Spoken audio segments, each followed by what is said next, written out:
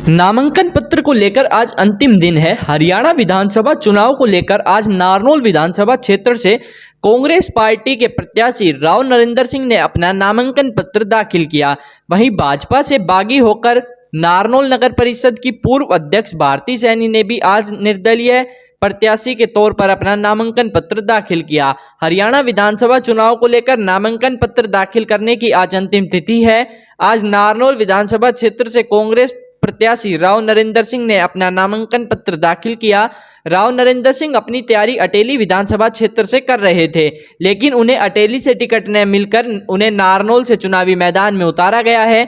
अपना नामांकन पत्र दाखिल करने के बाद राव नरेंद्र सिंह ने कहा कि हरियाणा में भाजपा से हर वर्ग दुखी है, परेशान है। न ही तो लोगों को नौकरियां मिल पा रही हैं और भ्रष्टाचार की भी चरम सीमा है। उन्होंने कहा कि आने वाले दिनों में हरियाणा विधानसभा चुनाव में कांग्रेस की सरकार बनने पर हर वर्ग का ध्यान रखा जाएगा, चाहे वो बुजुर्ग हो, बेरोजगार हो या फिर महिला हो। उन्होंने बुढ़ापा पेंशन की बढ़ोतरी का भी दावा किया। आइए सुनाते हैं क्या कहना है राव नरेंद्र सिंह का। नारनौल नगर परिषद की पूर्व अध्यक्ष भारती सैनी ने भी आज भाजपा से बागी होकर नारनौल विधानसभा क्षेत्र से निर्दलीय प्रत्याशी के तौर पर अपना नामांकन पत्र दाखिल किया। भारती सैनी ने कहा कि उन्हें भाजपा के लिए कड़ी मेहनत की, लेकिन भाजपा ने मेहनत करने का परिणाम उन्हें नहीं दिया। नारनौल विधानसभा क्षेत्र से उनकी सबसे मजबूत दावेदारी बनती थी। टिकट नहीं मिलने के कारण मजबूरन मुझे निर्दलीय प्रत्याशी के रूप में नामांकन पत्र भरना पड़ रहा है। उन्होंने कहा कि मैंने नारनौल नगर परिषद के अध्यक्ष रहते हुए शहर में अनेक विकास कार्य करवाए हैं और इन्हीं मुद्दों पर मेरा चुनाव होगा। देखिए, मैंने भारतीय राष्ट्रीय कांग्रेस के प्रत्याशी के रूप में नारनौल विधानसभा से नामांकन दाखिल किया है। जहाँ तक मुद्दों की बात है कि हरियाणा की जनता बीजेपी के 10 साल के शासन में जो दुखी है, परिवर्तन चाहती है, बेरोज़गारी जो बढ़ी है, महंगाई बढ़ी है, करप्शन बढ़ा है और विकास नहीं हो पाया, तो इसलिए पूरे देश के अंदर एक माहौल परिवर्तन का चल रहा है।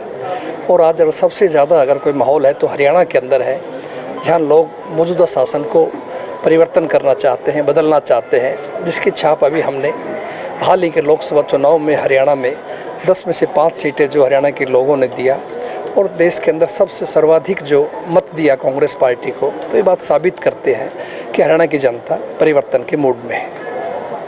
सत्तारूढ़ भाजपा को किस पायदान पर मानता है? नहीं, देखिए, मेरा ये मानना है कि आज देश के अंदर 2 ही राष्ट्रीय पार्टियाँ मुख्य रूप से बची हैं, कांग्रेस और भाजपा। तो इसलिए निश्चित रूप से जहाँ भी कहीं है, मैं समझता हूँ भारतीय जनता पार्टी से ही मुकाबला है, लेकिन उनके 10 साल के शासन की वजह से निश्चित रूप से उनका ग्राफ काफ़ी गिरा है। कांग्रेस के मुद्दे क्या रहेंगे चुनाव? और नहीं, कांग्रेस के मुद्दे यही हैं कि हम ख़ास तौर से हरियाणा के अंदर यहाँ के लोगों को स्वच्छ और साफ प्रशासन दें, ईमानदारी प्रशासन दें, रोज़गार दें, विकास दें, गरीब लोगों के लिए, एससी और दलित भाइयों के लिए जो अच्छी स्कीम चलाई हुई थी उन स्कीमों को दोबारा चलाएं। जिस तरह से राजस्थान में हमारी कांग्रेस की गहलोत सरकार ने गरीबों के लिए 25 लाख तक की जो योजना थी, स्वास्थ्य बीमा योजना के नाम से, वो हरियाणा में हम लागू करें। इसी तरह से हरियाणा के अंदर हम बुढ़ापा पेंशन जो वृद्धावस्था सम्मान कहते हैं उसको बढ़ा करके महंगाई को देखते हुए लोग कम से कम 6,000 रुपया मिले। बिजली की तेज़ी से बढ़ते हुई मांग को देखते हुए जो उनका बिल आ रहे हैं 300 यूनिट बिजली फ्री दी जाए। राजस्थान पैटर्न के ऊपर 500 रुपये में गरीब लोगों को सिलेंडर दिया जाए।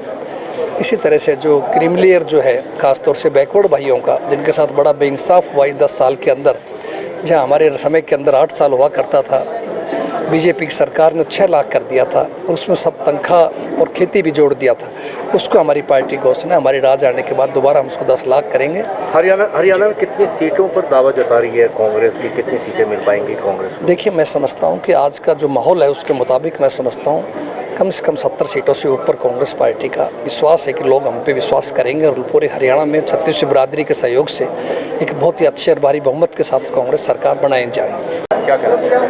देखिए, आज 12 तारीख को एक निर्दलीय प्रत्याशी के रूप में मैं फॉर्म भरने जा रही हूँ। पूरी छत्तीसगढ़ बिरादरी के सहयोग से, उनके आशीर्वाद से, बड़ों के आशीर्वाद से मैं ये फॉर्म भरने जा रही हूँ। तो सभी के प्यार सहयोग के साथ हम इस लड़ाई में लड़ेंगे और जीतेंगे। मुद्दे क्या रहेंगे आपके चुनाव? मुद्दे जैसे कि पिछले 2016 से 2022 तक मैंने नगर परिषद के चेयरमैन के रूप में भी काम किया।